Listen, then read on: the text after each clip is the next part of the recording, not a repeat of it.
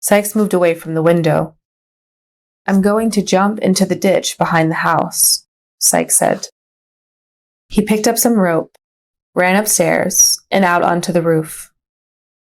Charlie looked through a window and watched Sykes climb onto the steep roof. He began to shout to the crowd of people again. "Go to the back of the house." "Sykes is on the roof," the boy cried. Sykes ran across the roof of the house and looked down at the ditch. The ditch carried water from the river. There was not much water in the ditch, and the soft mud was deep. There was a crowd of people at the back of the house now. They were carrying lanterns. Sykes saw the angry faces staring up at him. Sykes looked up. The houses on the other side of the ditch were full of people. There were people looking at him from every window. Sykes tied one end of the rope to the chimneys.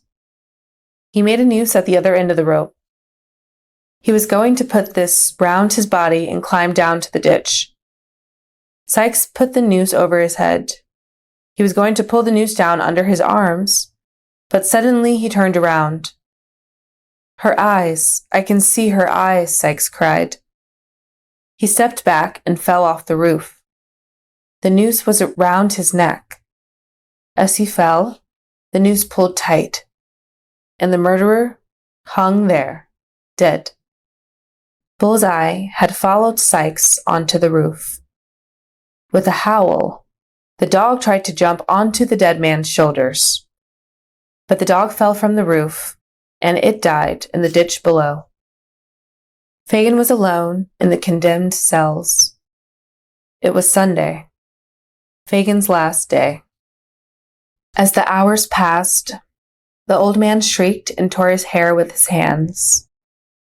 Fagin walked round and round his small cell. He howled like an animal, but still the hours passed. Night came, but he could not sleep. The clock struck 11. At 8 o'clock, tomorrow morning, he would die. Fagin thought of the murder of Nancy. He thought of the death of Bill Sykes. 12 o'clock struck, then 1, 2, 3, 4, 5, 6, 7, 8. The cell door opened. Fagin was led out to be hanged. A great cry went up from the waiting crowd. There was silence. Then there was another cry, a shout of joy. Fagin was dead. Monks left England and went to America. He died in prison. Mr. Brownlow bought a house in Chertsey, near the Mayleys' house. He took Oliver into his home, and Oliver became his son.